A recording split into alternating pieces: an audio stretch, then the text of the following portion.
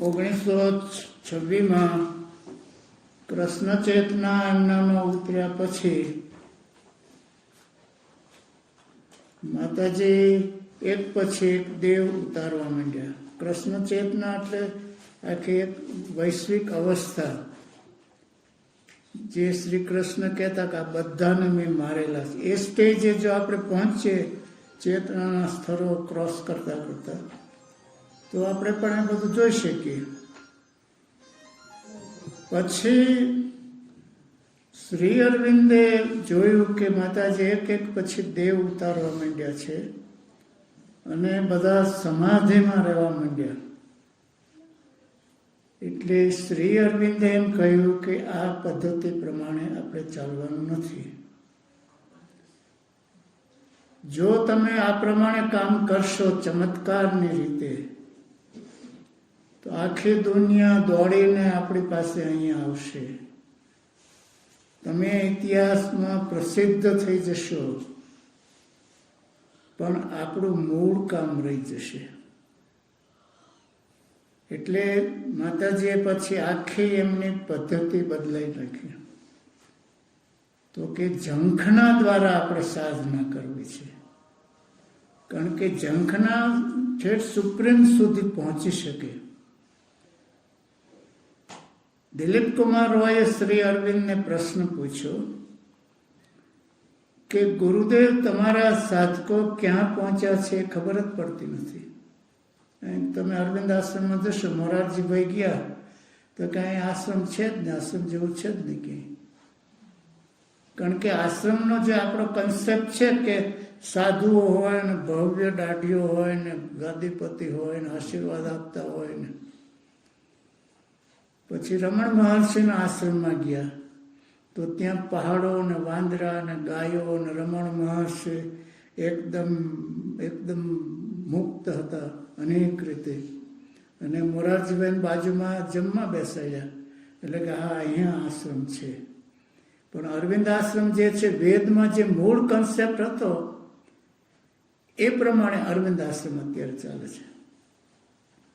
અને આ સંન્યાસવાદને એ તો બધું પછી શંકરાચાર્ય લાવેલા, અને એની પાછળ એક ઐતિહાસિક ભૂમિકા હતી. જો શંકરાચાર્ય આ ન લાવ્યા હોત તો હિન્દુ ધર્મ ખતમ થઈ ગયો હોત. કારણ કે બુદ્ધ ધર્મ અને જૈન ધર્મ એ બહુ સિમ્પલ બનાવી દીધું અને સંન્યાસને દીક્ષા આપવા માંડ્યા. એટલે લોકોને એક નવી પદ્ધતિ આપી. ખ્યાલ આવ્યો ને કે હું જગતથી મુક્ત થવા માટે બધું છોડી શકાય, દીક્ષા લઈ શકાય અને તથાગત થઈ શકાય. એટલે એની પ્રચંડ અસર થવા માંડી. અને એના જવાબમાં શંકરાચાર્ય આ લાવ્યા છે સંન્યાસવાદ. તો પંડિત સાતવલેકરજી, સંસ્કૃતના મહાપંડિત, ભાંડારકર ઓરિયન્ટલ ઇન્સ્ટિટ્યૂટ છે ને પુનામાં, એ બધા તો એ આશ્રમમાં ગયા અને પછી ત્યાં પ્રોસ્પેરિટી સ્ટોર, એટલે કે સાધકને જે વસ્તુ જોઈએ મહિને એક ચિઠ્ઠી નાખી દે અને બધી વસ્તુ મળી જાય. એટલે એ જોઈને એટલા ખુશ થઈ ગયા, એટલા ખુશ. માં, તમે વેદના વખતના આશ્રમ તમે આ લઈ આવ્યો છો. આશ્રમ વેદના કન્સેપ્ટ પ્રમાણે જે આશ્રમ હતો એ પ્રમાણે અત્યારે અરવિંદ આશ્રમ ચાલે છે. એટલે શ્રી અરવિંદે અવારનવાર કીધું કે ચમત્કારો બંધ કરી દો, ચમત્કારો બંધ કરી દો, ચમત્કારો બંધ કરી દો. એકવાર તો શરીર છોડ્યા પછી પણ શ્રી અરવિંદ માતાજીને કીધું કે ચમત્કારો છોડી દો, બંધ કરી દો. માતાજીને પૂછેલું કે માં, તમે અને શ્રી અમારા જેવા બનીને કેમ આવ્યા? તમારે અવતારની રીતે આવવાની જરૂર. સીધા અવતાર રામ ને કૃષ્ણ ને દિવ્યતામાંથી સીધા ઉતરી આવ્યા હોય. તમારે ઉગ્ર તપશ્ચર્યાઓ કરવી પડી ને. તો શ્રી માતાજી એમ કીધું, મારા બાળકો, અમારે તમારી વચ્ચે રહીને સાધના કરવાની હતી, જેથી તમે એ રસ્તો અપનાવી શકો. બધી ઘટનાઓમાંથી શ્રી અરવિંદને માતાજી પસાર થયા છે. મારા બાળકો એટલે આખી મનુષ્ય જાતિ જે અવસ્થામાંથી પસાર થાય, બધી અવસ્થામાંથી પસાર થયા છે. માતાજીનું એક વાક્ય છે, મેં અને શ્રી અરવિંદે એટલી ઉગ્ર તપશ્ચર્યાઓ કરી છે અને એટલું સહન કર્યું છે કે હવે મારા બાળકોને હિમાલયમાં જઈને ઉગ્ર તપશ્ચર્યા કરવાની જરૂર નથી. આ જે રસ્તો છે એનું નામ શ્રી અરવિંદે સૂર્ય પ્રકાશિત રસ્તો. તમારા મસ્તક પર એક સૂર્યનો પ્રકાશ આવી ગયો છે, તમારે એ રસ્તે ચાલવું હોય તો ચાલો. સૂર્ય પ્રકાશિત રસ્તો, સનલિટ પાથ. આ એક નવો એક દિવ્ય શક્તિએ ઊભો કરેલો આ પથ છે. 1926 શ્રી અરવિંદ બહાર આવ્યા, સિદ્ધ થયા, અને એમને જોયું. એમનો મૂળ પ્રયોગ શું હતો કે મારી અંદર પહેલા આ ચેતના ઉતરવી જોઈએ, અને મારામાં જો આ ચેતના નહીં ઉતરે તો આ પ્રયોગ મારા પૂરતો રહેશે. પણ જ્યારે 26માં એ ચેતના ઉતરી એમના બોડીમાં, એટલે કે કૃષ્ણ ઉતર્યા, એટલે આપણા બધા સ્તરો છે ચેતનાના આપણી અંદર. આ બધા 10 માળનું બિલ્ડિંગ હોય ને એવા એક પછી શ્રી અરવિંદને શરૂઆતમાં કોઈ મળતું તો કહેતા કે તમે મનને થોડું સાયલન્ટ કરી દો, આપણને બધાને લાગુ પડે, એકાગ્રતા કરી દો તો, અને ઉપર ચેતના છે, તરત પ્રકાશ તમે જોશે. બધા માટે આ સરળ છે. સહેજ મનને એકાગ્ર કરો, પણ આપણું મન તો 24 કલાક એટલું રોકાયેલું છે. ઊંઘમાં પણ એ પ્રશ્નો લઈને આપણે જઈએ છીએ, એના એક્ટિવિટી થાય છે. એટલે 26માં જે ચેતના ઉતરી આવી, શ્રી અરવિંદનો ખ્યાલ એ હતો કે કૃષ્ણ ચેતના ઉતરશે એ મનુષ્ય જાતિને દિવ્ય બનાવી શકશે. એટલે જે ચેતના ઉતરે, હું એક કલ્પનાથી કે માથે એક બલ્બનો પ્રકાશનો ગોળો છે. હવે એનો પ્રકાશ ક્યાં સુધી જાય છે તો છેક ભોંયતળિયા સુધી જતો હોય, નીચે ગ્રાઉન્ડ ફ્લોર સુધી, પહેલો માળ, પછીનો માળ, પછી નીચે ઠેઠ સુધી. તો એ પ્રકાશ ઉતરી શકતો નહોતો. એટલે કે શ્રી અરવિંદે જે કૃષ્ણ ચેતના આવી એ ચેતના નીચે લાવ્યા. એટલે મનોમય પ્રદેશ છે ને આપણો બધો, મેન્ટલ થિંકિંગ ને એ બધું, એ મુક્ત થતું હતું. આ વિચાર ને આ પૂર્વગ્રહો ને એમાંથી મનુષ્ય મુક્ત થતો હતો. પછી એક સ્ટેપ નીચે ચેતનાને ઉતારવા, કૃષ્ણ ચેતના.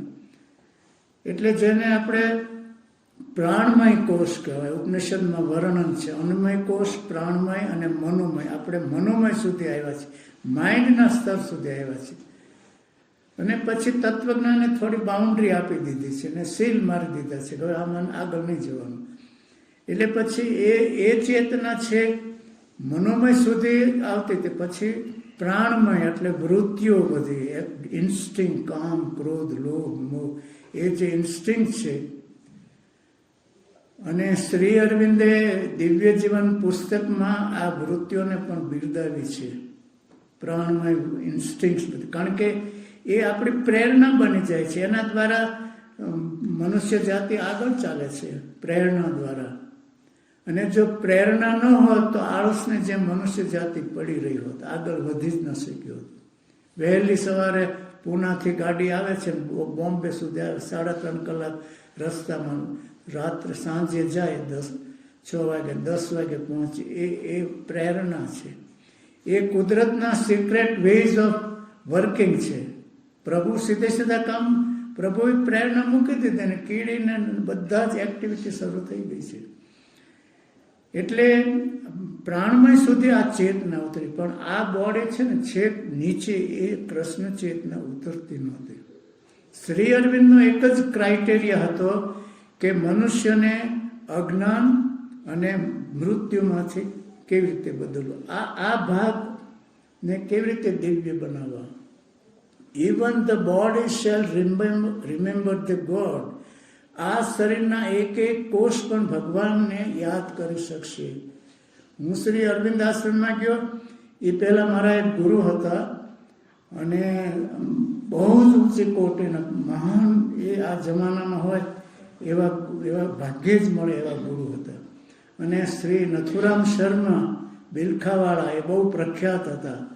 અને બરોડાના મહારાજા એમને હાથી અંબાણી ઉપર ફેરો, એમની પાસેથી કુંડલીની યોગ શીખેલા. અને ધંધુકા પાસેના ગામડામાં રહેતા, અને બગોદરા પાસે વેજી શિયાળ છે એના વાઘેલા કુળના હતા. એ રાજકુંવર હતા, બધું છોડીને ગયેલા. પછી મેં એમને પૂછ્યું, એમને કુંડલીની જાગૃત થયેલી. આ નાભિચક્ર છે ત્યાં ગોળ ગોળાકારમાં એક સર્પિણી છે, એવી રીતે વર્ણન કરેલું છે, કુંડલીની ત્યાં છે. તો મેં પૂછ્યું કે એ પછી શર્માજી પાસેથી યોગ શીખીને પછી જુનાગઢની ગિરનારની તળેટીમાં કોઈ એક ગુફામાં રહેતા હતા અને ક્યાંક સાધુઓના ભોજનાલય ત્યાં જમી લેતા. મેં કીધું, આપને આ કુંડલીની જાગૃત થઈ ત્યારે શું અનુભવ થયો? તો એ તો ભાગ્યે જ બોલતા કે ગમે તેને આ રહસ્ય ન કહેવાય. પણ પછી વાત કરે કે જ્યારે કુંડલીની શક્તિ જાગૃત થઈ ત્યારે હું તો રહી શકતો, મારી ઝૂંપડીમાં રહી શકતો નહોતો. અને મને એટલો આનંદ થતો કે મારા આ જે ઝીણા ઝીણા વાળ છે ને એકદમ આમ ટાઈટ થઈ ગયેલા. આ સહેજ આંગળી રાખો ને તો લોહી નીકળે, એટલા આખા બોડી ઉપર ઝણઝણાટી થઈ ગયેલી. અને કોક અંદરથી એમ રડતું હતું, હું કોક કર્યા કરતું હતું. અને આખું મારું શરીર દડો વળી જતું હતું. અને આંખો બંધ કરું ત્યારે આખું બ્રહ્માંડ આનંદમાં નાચતું હતું. અનંત આનંદમાં બ્રહ્માંડ નાચતું હતું. અરીસામાં જોઉં ત્યારે કંઈ જ દેખાય ને, અરીસામાં પાછું મોઢું એમને એમ લાગે. અને પાછું આંખો બંધ કર પછી કે મારી ઝૂંપડીમાં રહી શક્યો નહીં. અને દોડતો જુનાગઢને જોઈ ઉપરકોટ છે ને કે ત્યાં સુધી હું દોડતો ગયો. આ ખરેખર એમના શબ્દોમાં કહું છું, દોડતો ગયો. આ ડૉક્ટર નવતંબાના મધરને એ બધા એમની સેવા કરે છે. એમના ફાધરે એ ઓળખે છે બધા. અમારા ગામના ભાણીબા અમારા કુટુંબના છે. એમના મધરે એ અખંડાનંદજી બાપુની બહુ છે. દોડતો ઉપરકોટ સુધી ગયો અને 1 કલાક પછી એ શાંત થઈ ગયું. પછી બેટા કે મને સ્મરણ છે પણ એ અનુભવ પછી આવતો નથી. હવે આ જે અનુભવ 1 કલાક માટે થયો એ પરમેનન્ટ થવો જોઈએ. આ શ્રી અરવિંદનો યોગ છે. મેં એમને વાત કરેલી, કારણ કે એમને એ કહેતા મારા એક રૂમાડા આમ સોય જેવા હોય ને, ધારદાર સોય જેવા થઈ ગયા. એટલે તો આ જે છે શ્રી અરવિંદે જોયું કે આ છે સેલ્સમાં, કોષોમાં આ પ્રકાશ ઉતરી શકતો નથી. એટલે પછી એમને નક્કી કર્યું કે સુપ્રીમ ચેતનાને લાવવાની જરૂર છે, તો જ મનુષ્ય જાતિના કોષો અને આ બધું શરીર દિવ્ય બની શકે. એટલે પહેલા 16 વર્ષ એકાંતમાં રહ્યા અને પછી 26 થી 50 બીજા 24 વર્ષ તો વધારે એકાંતમાં રહ્યા. ખ્યાલ આવ્યો ને? ખૂબ જ એકાંતમાં રહ્યા. કમ્પ્લીટલી કટ ઓફ થઈ ગયા. માતાજીને આખો આશ્રમ સોંપી દીધો. અને એટલે સુધી કે શ્રી અરવિંદે પણ એમ કીધું કે માતાજી ન આવ્યા હોત તો મારો યોગ અધૂરો રહ્યો હોત. હવે જો જ્યારે અવતાર થતો હોય છે, એક નવી ચેતનાનું ઉદ્ઘાટન થતું હોય છે, મનુષ્ય જાતિને જ્યારે ધક્કો દેવા માટે એક અવતાર ઉતરી આવતો હોય છે, ત્યારે એની સામે એક અસુર પણ આવતો હોય છે. જો રામ સામે રાવણ, કૃષ્ણ સામે કંસ અને શ્રી અરવિંદ સામે હિટલર. પછી શ્રી અરવિંદ 26 થી 38 સુધી ઘણા એકાંતમાં હતા. અને માતાજીએ લખ્યું છે, હું જોઈ શકતી કે પ્રચંડ અતિમનસ ચેતના પૃથ્વી ઉપર ઉતરતી. અને શ્રી અરવિંદ ક્યારેક પગમાં પેલા ઝાંઝર કહેવાય ને, ઝાંઝર બાંધતા. એટલે કે મેટર છે, આ મેટર છે. અને એમાં આનંદ જે ઉતરે માતાજીને આપતા, માતાજીમાં ટ્રાન્સફર થતું. અને પ્રચંડ અતિમનસ શક્તિ ઉતરતી હતી. પ્રકાશ એટલે તમે સરળ સમજવા માટે માતાજી એમ લખ્યું છે કે પૃથ્વીમાંથી અંધકાર, બધા ડાર્ક વાદળા, બધા ડાર્કનેસ સામે છે. ઉપરથી લાઇટ એન્ડ ડાર્કનેસ, સાવિત્રીમાં લખ્યું છે લાઇટ એન્ડ ડાર્કનેસ, આ બે પ્રકૃતિ છે. અને જેટલા પ્રકાશ શ્રી અરવિંદ ઉતારે એટલા અવિદ્યાના ચક્રો પૃથ્વીમાંથી ઉભા થતા અને ગળી જતા. મને એમ થતું કંઈક થવું જોઈએ. આમ કેમ છે? જેટલો પ્રકાશ શ્રી અરવિંદ ઉતારે છે પેલા અંધકારના વાદળા ગળી જાય છે. સ્વામી રામદાસ કેરાલામાં એક સંત થઈ ગયા. તો એ રામદાસ ગાર્ડનમાં કામ કરતા હતા. એટલે નાનું એવું આમ પગે દાંતરડું વાગ્યું અને લોહીની આમ ધાર થઈ. વાતાવરણમાં જ્યારે ફેરફાર થઈ જાય છે ત્યારે મહાયોગીઓના સૂક્ષ્મ જગતમાં એના પડઘા પડતા હોય છે. અને એક બહેને શ્રી માતાજીને કાગળ લખ્યો 38-39માં, માં મને શ્રી અરવિંદ દેખાયા. શ્રી અરવિંદે શરીર છોડ્યા પછીની વાત છે. અને શ્રી અરવિંદ નહીં 39 એટલે શ્રી અરવિંદની હયાતીમાં શ્રી અરવિંદને પગે ઘા વાગ્યો હતો, લોહી નીકળતું હતું અને શ્રી અરવિંદ હિબકા ભરતા. માં મને આવું કેમ દેખાડું? માતાજીએ 3 દિવસ જવાબ ન આપ્યો અને ત્યાં બીજું વિશ્વયુદ્ધ ફાટી નીકળ્યું, ભયંકર વિશ્વયુદ્ધ. અને આ બાજુ હિટલર એક બાજુ હતા અને આ બાજુ લોકશાહી દેશો બધા હતા. અને થોડા વખત સુધી તો શ્રી અરવિંદ તટસ્થ રહ્યા અને એમને જોયું કે આ વિશ્વયુદ્ધ કઈ બાજુ જાય છે. આઇન્સ્ટાઈન જર્મનીમાંથી એકદમ ભાગ્યા અને અમેરિકા ગયા. અને રૂઝવેલ્ટ એ વખતના રાષ્ટ્રપતિ કોઈ રાજકીય નેતાઓને લઈને ચર્ચા કરતા હતા. આઇન્સ્ટાઈને કાગળ મોકલ્યો કે હું જર્મનીથી આવ્યો છું અને હિટલર બોમ્બ બનાવ્યો, બધું મટીરિયલ તૈયાર કરીને હું આવ્યો છું, જલ્દી બોમ્બ બનાવો, જલ્દી બોમ્બ બનાવો. અને રૂઝવેલ્ટે બધા જે રાજકીય નેતાઓ હતા એને કીધું કે હવે તમે બધા જાઓ. લશ્કરી નેતાઓને બોલાવ્યા, હવે તૈયારી કરો અને યુદ્ધ અને બોમ્બ બનાવો, બોમ્બ બનાવો. હિટલર પાસે બોમ્બ આવી ગયેલો અને પર્લ હાર્બરને ઓઇલ મથક મોટા મોટું એના પર જાપાને 240 પ્લેન સાથે એટેક કર્યો અને બધું ઓઇલનું મથક તોડી નાખ્યું. સમગ્ર યુરોપ હિટલરની ફોજો સામે ખતમ થઈ ગઈ અને ઇંગ્લેન્ડ તો હાવ બિલકુલ હારી ગયેલું લગભગ. પછી ચર્ચિલને એકદમ મૂક્યા વડાપ્રધાન તરીકે. અને ચર્ચિલ જ્યારે વડાપ્રધાન આવ્યા હતા પહેલું એમને રેડિયો પ્રવચન આપ્યું ચર્ચિલે કે ઇંગ્લેન્ડની પ્રજાને અત્યારે હું કાંઈ જ આપી શકીશ નહીં, માત્ર લોહી, પરસેવો, ખૂન, ભૂખ મરો. અને આ શબ્દો બહુ પ્રખ્યાત થયા છે. અને આ ચર્ચિલનું પ્રવચન રેકોર્ડિંગ કરીને ટાઈપ કરીને શ્રી અરવિંદ પાસે મૂકવામાં આવ્યું. ત્યારે શ્રી અરવિંદે એમ કીધું કે મારે જે બોલાવવું હતું એ પ્રમાણે ચર્ચિલ બોલ્યા છે. My words have enter in his mind. આ શબ્દો શ્રી અરવિંદની સાવિત્રીમાં લખ્યા છે અને ચર્ચિલે એક્ઝેક્ટ આ કોટેશન આપ્યું છે. અને પછી આશ્રમમાં તો બધા ખુશખુશાલ હતા કે હિટલરની ફોજ ગોરાઓને મારતી હતી અને આખા દેશમાં બધા ખુશખુશાલ, વાહ હિટલર, વાહ ગોરાઓ તો આપણા દુશ્મન હતા. અને આ બોમ્બ ઝીકવા માંડ્યા એટલે આખા દેશમાં બ્રિટિશની વિરુદ્ધમાં આખો દેશ હતો. અને ત્યારે શ્રી અરવિંદે જોયું કે હિટલરની ફોજનો વિજય થતો જાય છે અને લોકશાહી દેશો પાછા પડતા જાય છે.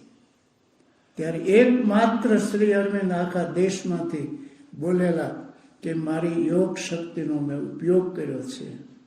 જો હિટલરનો વિજય થશે તો મનુષ્ય જાતિ 1000 વર્ષ પાછી પડી જશે અને ભગવાનનું બહારનું બંધ થઈ જાય. અસુર આવ્યો સામે, અવતારની સામે અસુર હું એ કહેવા માંગુ છું.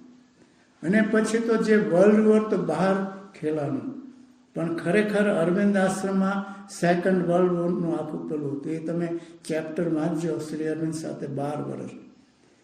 આપણે ત્યાં દેવાસુર સંગ્રામનું વર્ણન છે. દેવો અને અસુરો પેલા વાસુકી નાગ લઈને સમુદ્ર મંથન કરે છે ને, તો આ દેવો ઉતરી આવેલા આશ્રમમાં અને અસુરો પણ ઉતરી આવેલા આશ્રમમાં અને ભયંકર વોર શરૂ થયેલું. અને ત્યારે શ્રી અરવિંદે ₹1 ઇંગ્લેન્ડને અને અમેરિકાના ફંડમાં આપેલો. અને આખા દેશમાં પછી ખ્યાલ આવ્યો કે મહર્ષિ અરવિંદે તો ઇંગ્લેન્ડને ટેકો આપ્યો છે. એટલે આખા દેશમાં શ્રી અરવિંદની ટીકા થવા માંડી. અને પછી તો જે વર્લ્ડ વોર તો બહાર ખેલાનું, પણ ખરેખર અરવિંદ આશ્રમમાં સેકન્ડ વર્લ્ડ વોરનું આખું પેલું હતું. એ તમે ચેપ્ટર વાંચજો શ્રી અરવિંદ સાથે 12 વર્ષ. આપણે ત્યાં દેવાસુર સંગ્રામનું વર્ણન છે. દેવો અને અસુરો પેલા વાસુકી નાગ લઈને સમુદ્ર મંથન કરે છે ને, તો આ દેવો ઉતરી આવેલા આશ્રમમાં અને અસુરો પણ ઉતરી આવેલા આશ્રમમાં અને ભયંકર વોર શરૂ થયેલું. અને ત્યારે શ્રી અરવિંદે ₹1 ઇંગ્લેન્ડને અને અમેરિકાના ફંડમાં આપેલો. અને આખા દેશમાં પછી ખ્યાલ આવ્યો કે મહર્ષિ અરવિંદે તો ઇંગ્લેન્ડને ટેકો આપ્યો છે. એટલે આખા દેશમાં શ્રી અરવિંદની ટીકા થવા માંડી. કારણ કે આપણા દુશ્મનને કોઈક મારતો હોય તો આપણે પહોંચી ન શકતા હોય એટલે પેલો માર બરાબર છે, બરાબર. આપણે તો સામાન્ય અવસ્થા ખુશાલ થઈ ગયા. ત્યારે અંબાલાલ પુરાણીએ પૂછ્યું, ઇવનિંગ ટોક્સમાં છે, ગુરુદેવ આખા દેશમાં આપણે ટીકાઓ થાય છે અને કાર્ટૂન આવ્યા કે 12 વર્ષે બાવો બોલ્યો જાઓ બચ્ચા કાળ પડશે, આવું બધું કે શ્રી અરવિંદે આવું કર્યું. આ પ્રશ્ન શ્રી અરવિંદ પાસે, શ્રી અરવિંદ કે એ લોકોને શું ખબર પડે, આઝાદી ભલે 2-3 વર્ષ મોડી આવે પણ જો હિટલરનો વિજય થશે તો 100 વર્ષ સુધી આઝાદી નહીં આવે.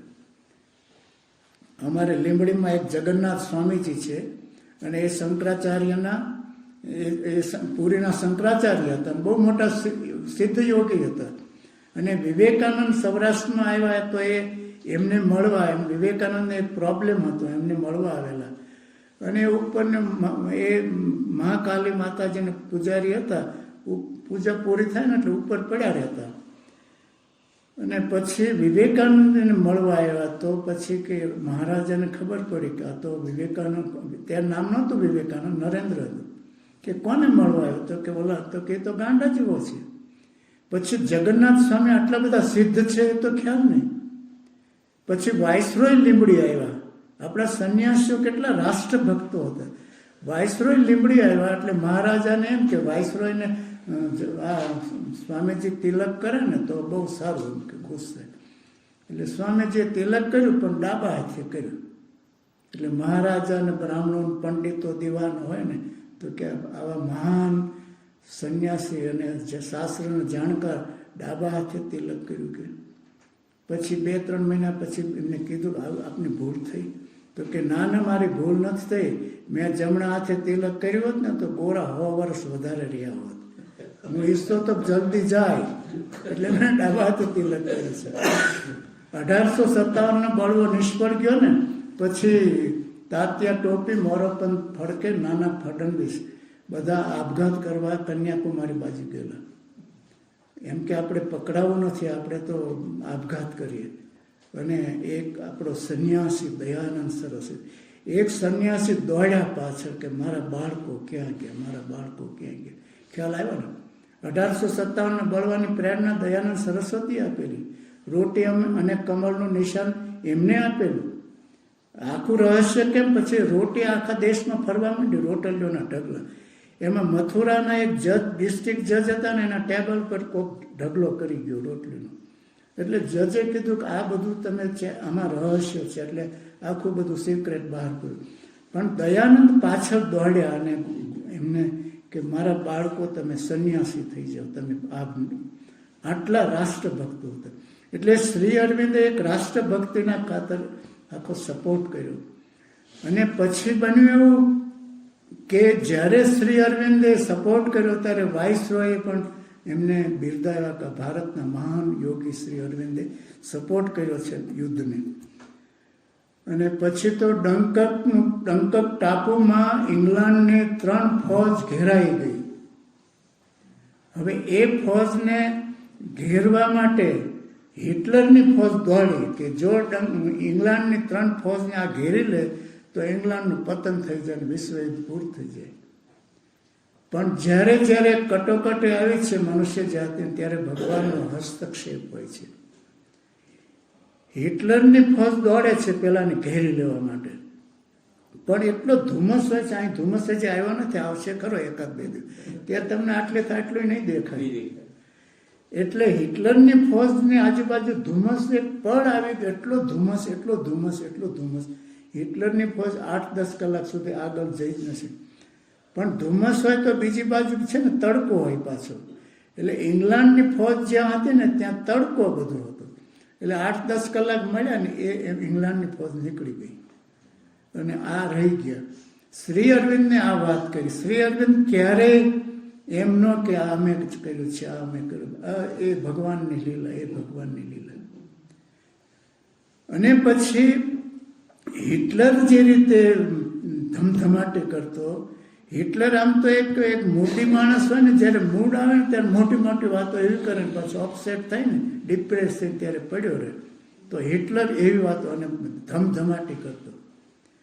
અને હિટલર એક બર્લિન જેનો પેલેસ હતો ને, તો એક પેલેસમાં જતો ને પ્રાર્થના કરતો, અને એક અસુર એનું રૂપ માતાજી વર્ણન કર્યું. 12 years with શ્રી અરવિંદ સાથે 12 વર્ષો, એમાં આખી બીજું વિશ્વયુદ્ધ શ્રી અરવિંદે કેવી રીતે કંટ્રોલ કર્યું એમાં બધી ઘટના છે. આપણા યુગની મહાન રહસ્યમય ઘટનાઓ. રામને તો રાવણ સામે સીધે સીધું યુદ્ધમાં ઉતરવું પડ્યું. કૃષ્ણને એ તો છેવટે રથ પણ ચલાવવો પડ્યો. ત્યારે શ્રી અરવિંદ એમના રૂમમાં બેઠા બેઠા કંટ્રોલ કર્યું આખા વિશ્વયુદ્ધને. એટલે પછી હિટલરની જ્યારે પછી આશ્રમમાં એ વખતે એક પત્ર ફેરવેલો કે કોઈએ હિટલરના વખાણ નહીં કરવા. હિટલરના વખાણ કરવા એ શ્રી અરવિંદની વિરુદ્ધ છે. અને એક કીડો આશ્રમમાં ફરતો હતો, એ હિટલર ટાઈપ જ આખો હતો. અને પછી બન્યું શું કે આખા દેશમાં અને દુનિયામાં એટલા ગભરાઈ ગયેલા બધા કે હવે હિટલરને કોણ રોકે. આખી દુનિયામાં એટલું ભયનું વાતાવરણ હતું. મનુષ્ય જાતિ આટલી ભયભીત ક્યારેય હતી જ નહીં. જે કૃષ્ણમૂર્તિ એક વખત હોરર્સ ઓફ વોર, યુદ્ધની ભયંકરતા, એના ઉપર પ્રવચન આપતા કૃષ્ણમૂર્તિ. એટલે આપણે પ્રવચન આપીએ ને તો બિચારા કરતા જ બિચારા ભૂખ્યા છે ને ખાતા જાય, બિચારા ભૂખ્યા છે ને પાછળ ઠાંસ ખાય. વિનોબાજી કે આ બાંગ્લાદેશથી આવ્યા છે, પૂર્વ પાકિસ્તાનથી બધા, તો એ ભૂખ્યા હોય છે, હું જમી શકતો નથી, આપણે તો ખાતા જઈએ ને. તો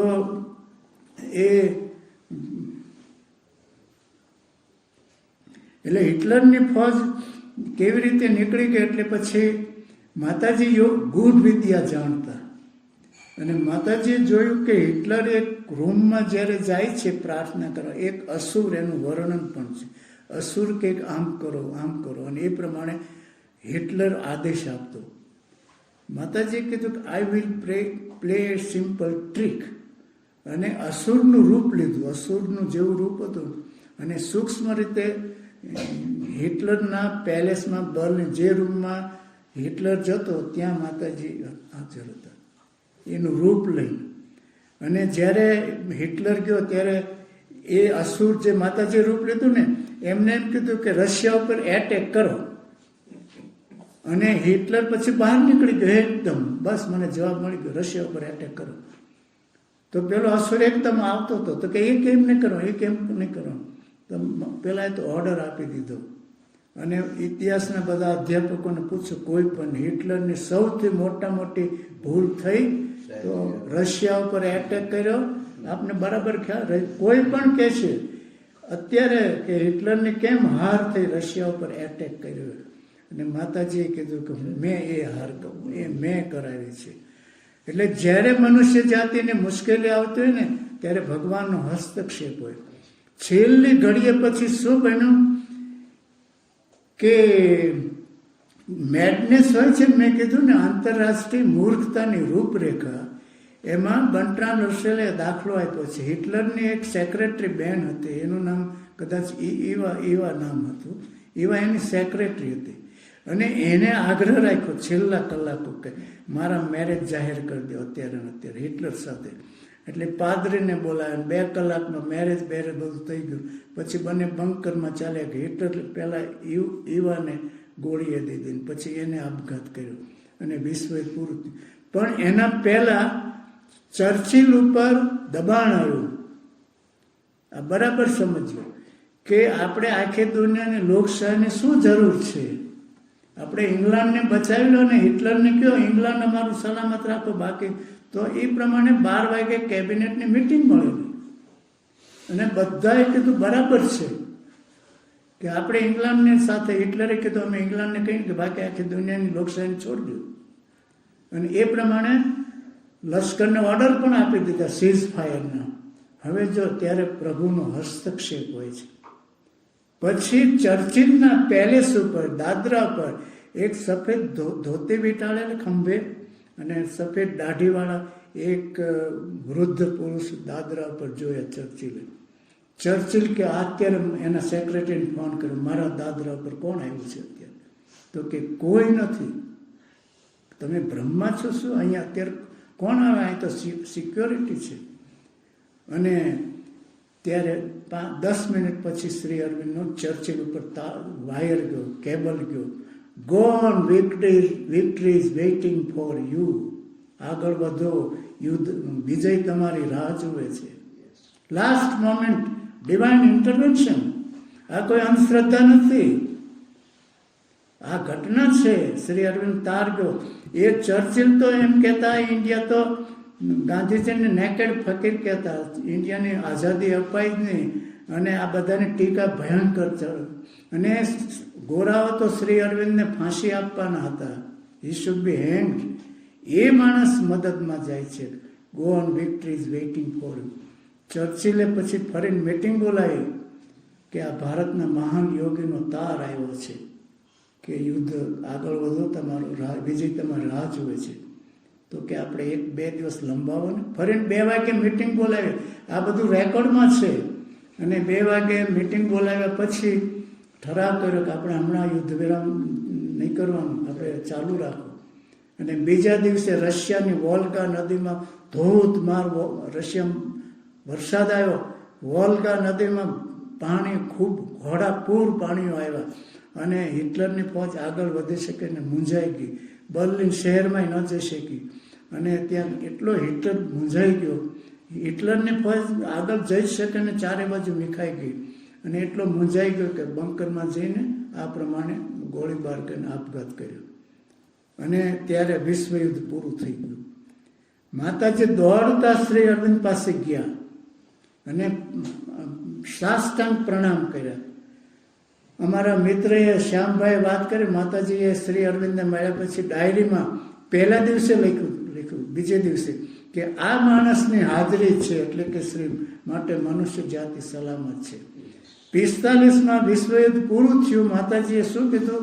તમારી હાજરી હતી માટે મનુષ્ય જાતિ બચી ગઈ. જો 14માં જે વાત કરી હતી એ જ છે, તમારી હાજરી હતી માટે મનુષ્ય જાતિ બચી ગઈ. બીબીસીએ બર્ટ્રાન્ડ રસલને હિટલરને શ્રદ્ધાંજલિ આપવા માટે બોલાવ્યો. નહીં, બીબીસીને પેલા બર્ટ્રાન્ડ રસલને બોલાવ્યા બીબીસીએ. એટલે બર્ટ્રાન્ડ રસલે પહેલા વાક્ય લખ્યું, સારું થયું હિટલર અંગે શ્રદ્ધાંજલિ આપવા. સારું થયું ઇતિહાસનો ઘાતકીમાં ઘાતકી માણસ ગયો. એટલે બીબીસીએ એમ કીધું કે આ વાક્ય કાઢ નાખો. આ વાક્ય બર્ટ્રાન્ડ રસલ તો મહાન તત્વ કે એ વાક્ય જ રાખો, બાકી બધું કાઢ નાખો. તો કે મારો સંદેશો રિલે થયો જ નહીં. એટલે શ્રી અરવિંદે એ મનુષ્ય જાતિનો મહાન ચાહક હતા. 1 મિનિટ એક વાત કરી દઉં. 1942માં ક્રિપ્સ મિશન આવ્યું ત્યારે ભારતના ભાગલાની વાત એમાં હતી નહીં. ભારતને ધીમે ધીમે સ્વતંત્રતા આપી દીધી, અને ગાંધીજીને કોંગ્રેસવાળાએ બધાએ વિરોધ કર્યો એનો કે નહીં, આ તો અનડેટેડ ચેક છે. એકમાત્ર શ્રી અરવિંદ 42માં ઘણા વર્ષો પછી એમના એક ખાસ માણસને દિલ્હી મોકલેલા કે આ દરખાસ્તો સ્વીકારી લો, આ દરખાસ્તો ભગવાન તરફથી આવેલી છે.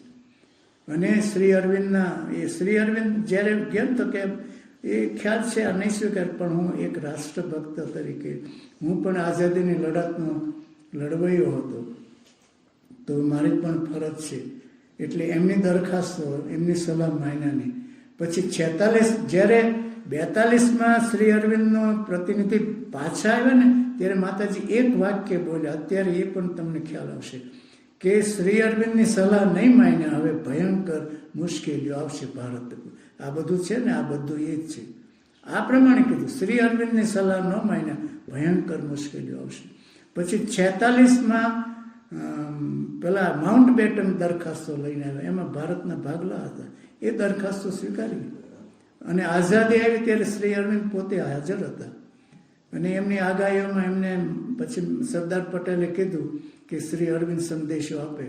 એટલે એમને પહેલાં કીધું અખંડ ભારત થઈ જશે. એમની એક આગાહી છે, હું ક્યારેક વાત કરીશ એમાં. અખંડ ભારત એક બાકી રહ્યું છે. અને બીજી એક આગાહી ચીનના 2 ટુકડા થઈ જશે. આ 2 જ બાકી રહી છે. બાકી બધી આગાહીઓ એમને કીધી પ્રમાણે પૂરી થઈ છે. कुछ कहने का?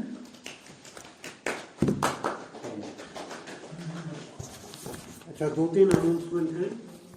एक तो ये आपका कैंप रिपोर्ट ढूंढते हैं.